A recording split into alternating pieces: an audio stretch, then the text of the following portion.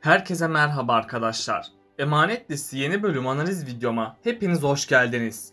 Dizimizi daha rahat izleyebilmeniz için birçok altyazı dili seçeneği eklemiş bulunmaktayım. İstediğiniz altyazıyı videonun sağ altındaki ayarlar kısmından ayarlayabilirsiniz. Lafı daha fazla uzatmadan analizimize geçelim. Selim'in Seher'e bir zarar vermesini istemiyorsanız, Selim, Zuhal ve İkbal'in dizimizden çıkmasını istiyorsanız beğeni tuşuna basalım ve kaç kişi olduğumuzu görelim. Selim Seher'e ne zarar verecek? Seher ve Yaman İkbal'i affedecek mi? Zuhal hapisten kurtulacak mı? Seher'i bekleyen büyük tehlike ne? İşte bütün sorularınıza cevap vereceğim arkadaşlar. Bu videoyu sonuna kadar izlemenizi tavsiye ederim. Emanet dizisinin yeni bölümünde Yaman'ın gerçekleri öğrenmesi onu günden güne yıkacak. Yaman, İkbal'in sonunu getirmek istese de bunda başarısız kalacak. Çünkü Yaman, Ziya ve Seher için İkbal'e zarar vermeyecek. Hatta Yaman, Ziya ve Seher için İkbal'i affedecek. Çünkü hatırlarsanız önceki bölümde Yaman, Seher'le bir konuşma yapmıştı. Yaman abim odaya gelmeseydi yengemin canını ellerimle alacaktım demişti. Yani Yaman, Ziya için İkbal'in canını bağışladığını belirtmişti. Seher de İkbal Hanım nasıl böyle bir kötülük bana yapar diye söylemişti. Yani Seher ve Yaman'ın bu tavrı İkbal'i affedeceklerinin en büyük kanıtıdır. Bir de Ziya söz konusu olursa Seher kendisini yine affedecek. Seher, Ziya abi için İkbal'i konaktan kovmayalım Yaman diye belirtecek. Yaman da ailesinin huzuru kaçmaması için İkbal'i affedecek. İkbal de konaktan gitmediği için çok sevinecek.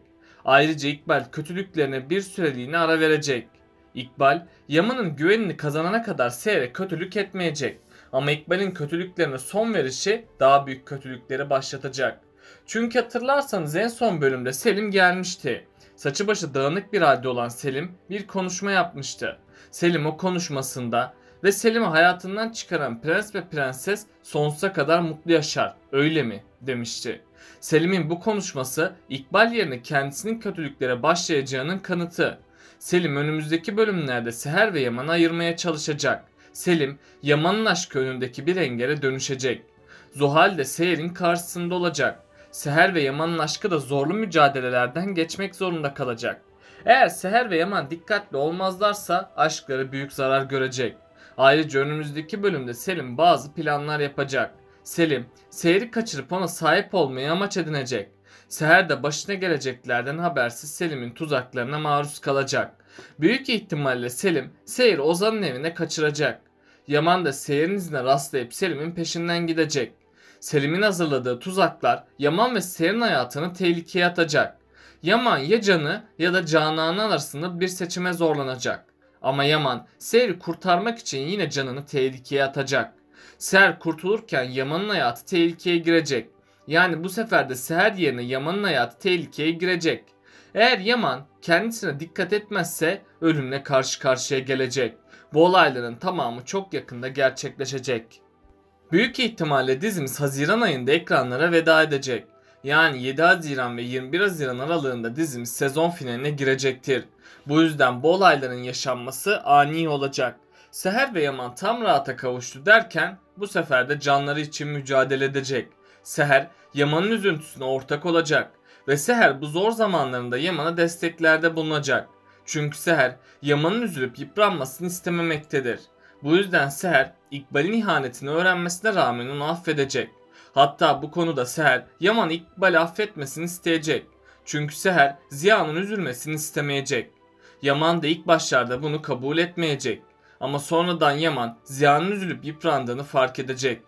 Her ihtimalde Yaman, İkbal'in konakta kalmasına razı kalacak. Tabi İkbal gerçeklerin ortaya çıkmasıyla hamlelerini değiştirecek. Çünkü İkbal artık Yaman'dan iyice korkacak. Ama İkbal yine de kötülüklerine devam edecek. Hatta İkbal bu sefer daha da fazla tehlikeli hale dönüşecek. Yaman, İkbal'i hayatlarından çıkarmazsa Seher'in hayatı tehlikede olacak. Bu yüzden Yaman'ın İkbal'e asla ikinci bir şansı vermemesi lazım. Aksak ise diziye gelerek herkesin hayatını tümden değiştirecek. Çünkü Aksak özellikle Yaman'a zararlar verip onun sonunu getirecek. Aksak Yaman'ın can düşmanıdır. Bu yüzden Aksak kötülüklerine devam edecek.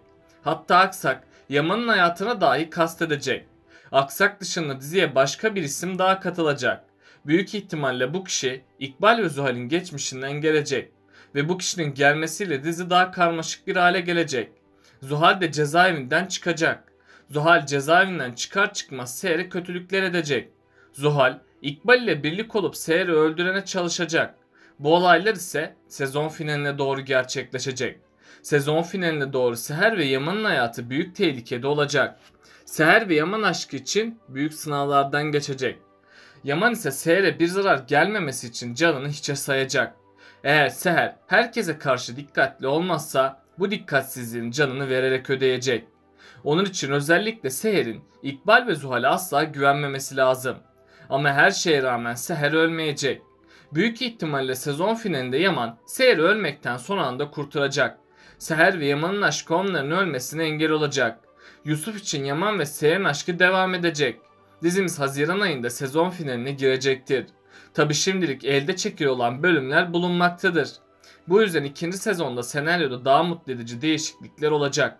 Çünkü diziyi ilgiyle takip eden bir seyirci kitlesi bulunmaktadır. Seyirciler de artık daha mutlu ve umutlu sahneler görmek istemektedir. Bu sebeplerle senaryoda bu görüş ve öneriler dikkate alınacaktır. Hatırlarsanız en son Yaman Belgin'den gerçekleri öğrenmişti. Yaman gerçekleri öğrendiği gibi İkbal'den hesap sormaya gidecek. İkbal ise Yaman'a hiçbir şeyden haberinin olmadığını belirtecek. Çünkü İkbal her zaman olduğu gibi kötü bir insan olmayı tercih edecek.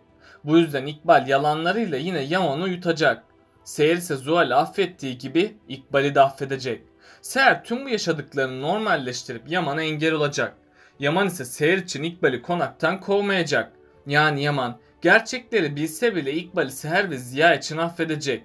İkbal de konaktan kovulmadığı için çok mutlu olacak. Tabi Yaman İkbal'i konaktan kovamadığı için onu mirasından men edecek. İkbal de konaktan gitmemek için tüm Kırımlı mirasından vazgeçecek. İlk başlarda İkbal herkese karşı iyiliklerde bulunacak. İkbal bu süre içerisinde Seher ve Yaman'a kötülükler etmeyecek.